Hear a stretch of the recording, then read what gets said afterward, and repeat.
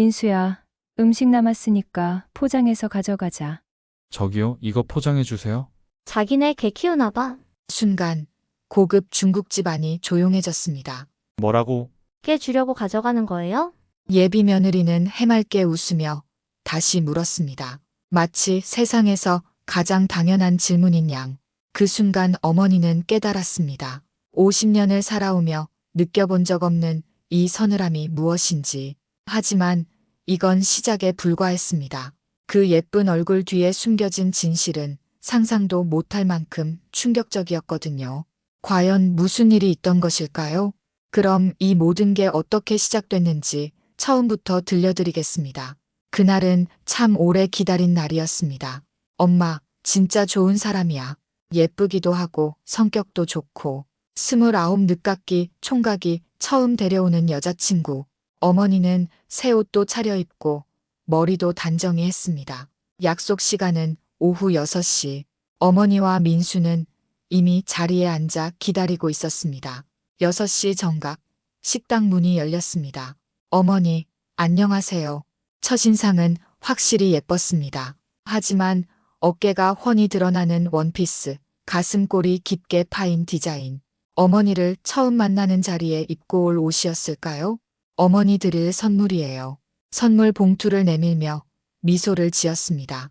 분명 비싼 걸로 보였습니다. 고마워요. 그런데 이런 건 안 해도 되는데. 아니에요. 첫 만남인데 당연히 해야죠. 말투는 정중한데 눈빛이 어딘지 차갑다고 할까요? 뭘 드실래요? 어머니께서 먼저 고르세요. 괜찮다. 너희가 좋아하는 걸로 하자. 그럼 저희가 고를게요. 민수야, 어머니는 뭘 좋아하셔? 자연스럽게 민수에게 음식 주문을 맡겼습니다. 어머니가 아닌 아들에게. 어머니는 그 모든 것을 조용히 지켜보며 생각했습니다. 이상하다. 뭔가 어긋나고 있어. 음식이 나오기 시작했습니다. 소스 빨리 갖다 주세요. 음식이 식잖아요. 소희의 목소리에 날이 서 있었습니다. 어머니가 놀란 표정을 짓자 소희가 환하게 웃으며 말했습니다. 어머니, 뜨거울 때 먹어야 맛있잖아요. 하지만 직원이 돌아서자마자 작게 중얼거렸습니다. 여기 서비스가 왜 이래? 그 순간 어머니는 느꼈습니다. 이 아이의 진짜 모습을. 음식을 먹는 내내 소희는 마치 여왕처럼 앉아 있었습니다. 민수야, 어머니 물 채워드려. 민수야, 젓가락 좀 바꿔줘. 이거 좀 이상해. 하나하나가 명령이었습니다. 부탁이 아니라. 어머니는 그 모습을 지켜보며 가슴이 답답해졌습니다. 아들이 마치 시중꾼처럼 이리저리 뛰어다니는 모습을 민수는 전혀 눈치채지 못했습니다. 오히려 기뻐하고 있었어요. 어머니만 알아차렸습니다. 이 아이가 아들을 어떻게 보고 있는지를. 식사가 끝나갈 무렵이었습니다. 민수가 남은 음식을 보며 직원을 불렀습니다. 여기 포장 좀 해주세요. 그때였습니다. 자기네게 키워. 순간 테이블 위의 모든 것이 멈춘 듯 했습니다. 뭐라고? 개 주려고 가져가는 거예요? 아니면 혹시 집에서 개 키우세요? 소희는 정말 순수한 표정으로 다시 물었습니다. 어머니는 그 순간을 평생 잊을 수 없었습니다. 50년을 살아오며 이런 모욕을 당해본 적이 없었거든요. 아, 병원 예약 시간이 다 됐네요. 소희가 갑자기 시계를 보며 일어났습니다. 어머니와 민수만 남았습니다. 엄마, 소희 어떠셨어요? 어머니는 아무 말도 할 수 없었습니다. 하지만 한 가지는 확실했습니다. 저 아이와는 절대 가족이 될 수 없다는 것. 그날 밤 어머니는 잠을 이룰 수 없었습니다. 이튿날 오후 어머니는 강남에 있는 자신의 건물로 향했습니다. 성형외과 원장과 임대료 문제로 상의할 일이 있었거든요. 2층으로 올라가는 계단에서 어머니는 문득 발걸음을 멈췄습니다. 성형외과 대기실 유리창 너머로 보이는 뒷모습. 그 찰나 어머니의 눈이 번뜩였습니다. 어제 식당에서 본 그 웨이브진 긴 머리, 목에 걸린 진주 목걸이, 그리고 명품 가방. 변조 시절 수많은 증인들을 관찰하며 기른 눈썰미였습니다. 맞다. 분명히 소희야. 그런데 그때 간호사가 나타났습니다. 박소희 씨, VIP룸으로 안내해 드릴게요. VIP룸. 더 놀라운 건 소희의 행동이었습니다.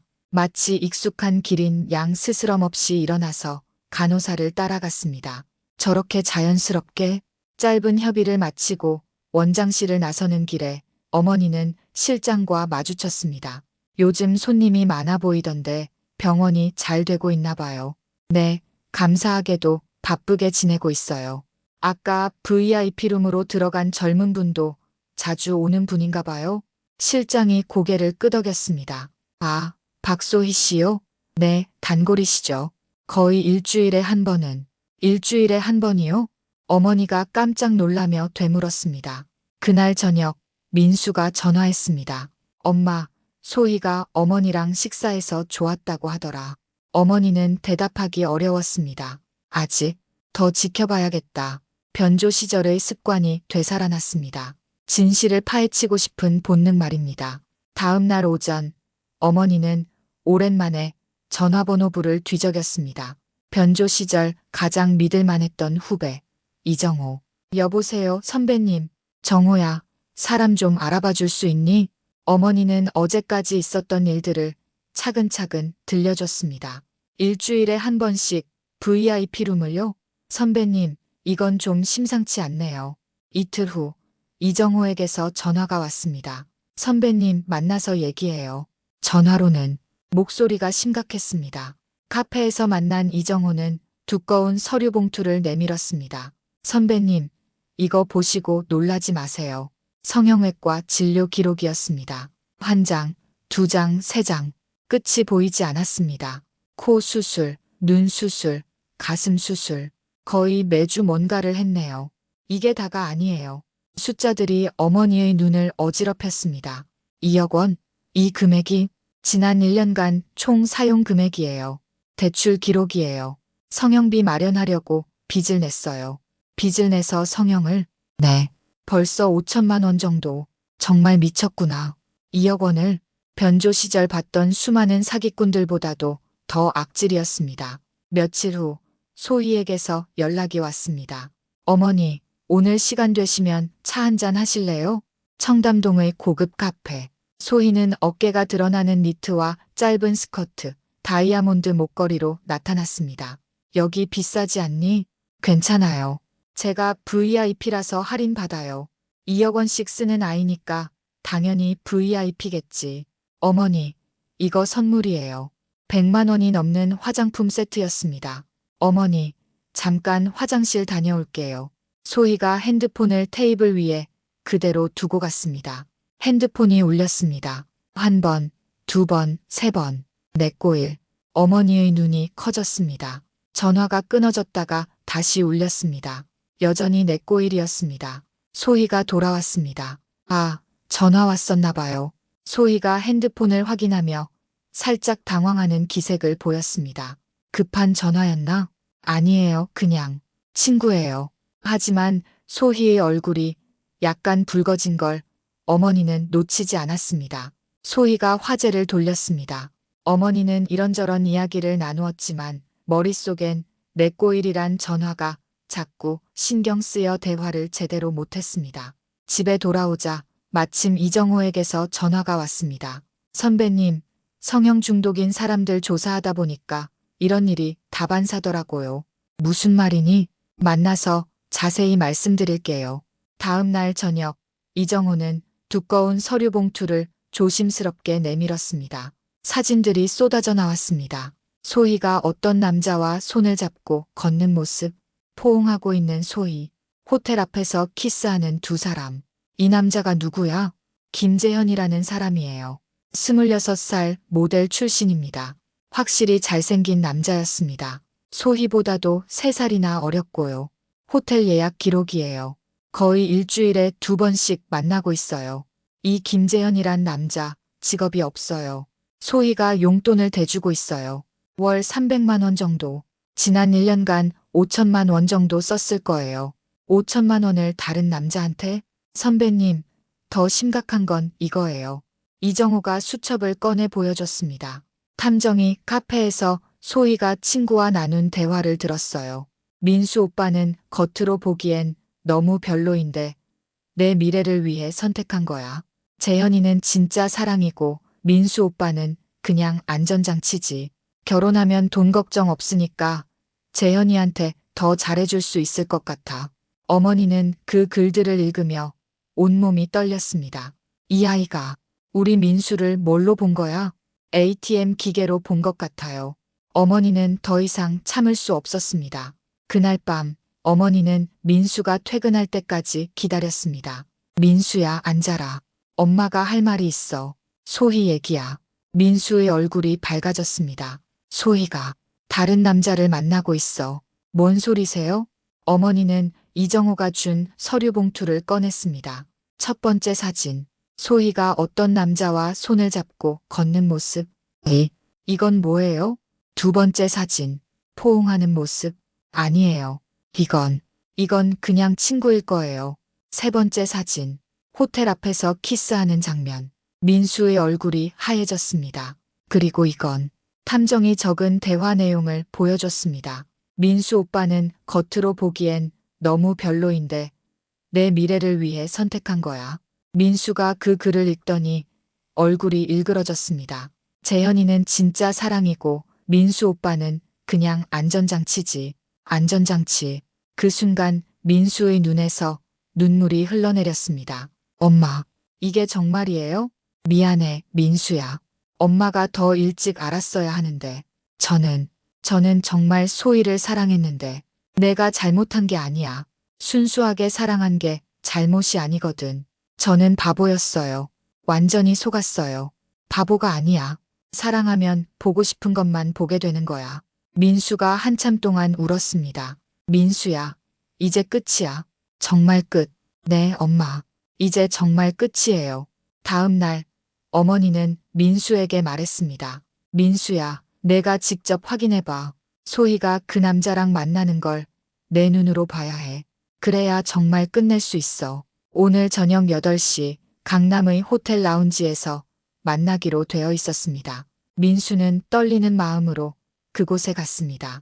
창문 너머로 보이는 소희의 모습, 잘생긴 남자와 마주 앉아 있었습니다. 소희가 그 남자의 손을 잡으며 웃고 있었습니다. 민수가 본 적 없는 진짜 행복한 웃음이었습니다. 민수는 라운지 안으로 들어갔습니다. 소희야, 민수 오빠, 이 남자가 누구야? 김재현 맞죠? 26살 모델. 뭘 설명해?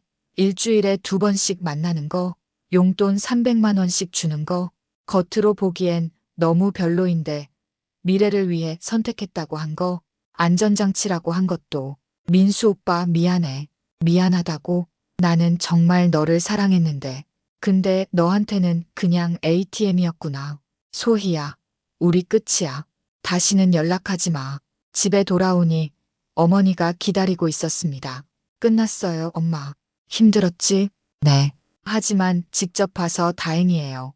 민수가 어머니 품에 안겼습니다. 엄마, 고마워요. 정말로. 그로부터 1년이 흘렀습니다. 엄마, 좋은 소식이 있어요. 유진이랑 결혼하기로 했어요. 유진이는 민수가 직장에서 만난 동료로 이미 몇 번 어머니께 인사드린 적이 있었습니다.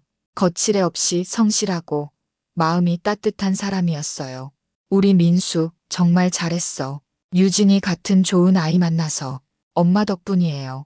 소희 일이 있었기 때문에 사람 보는 눈을 기를 수 있었어요. 유진이 보면 정말 마음이 편해져요. 그래, 엄마도 그래. 유진이는 정말 마음씨가 고와. 어머니는 유진이를 처음 만났을 때를 떠올렸습니다. 비싼 선물 대신 정성스럽게 담근 김치를 가져왔던 모습, 설거지를 먼저 나서서 하던 모습들. 유진이는 절약도 잘하고 저한테 시키지도 않아요. 오히려 제가 편하라고 먼저 챙겨줘요. 그런 사람이 진짜 며느리감이지. 그날 저녁 어머니는 창밖을 바라보며 생각했습니다. 다행이야. 정말 다행이야. 만약 소희의 본성을 몰랐다면 민수는 지금쯤 어떻게 되었을까요? 어머니의 직감과 사랑이 아들의 인생을 바꿔놓은 순간이었습니다. 그리고 무엇보다 민수가 진짜 사랑을 알게 된 것이 가장 큰 수확이었습니다. 이번 사연 어떠셨나요? 이런 진짜 이야기들을 매일 전해드리고 있습니다. 구독과 알림 설정 부탁드려요. 이 사연에 대한 생각도 댓글로 남겨주시면 영상 제작에 큰 도움과 힘이 됩니다. 감사합니다.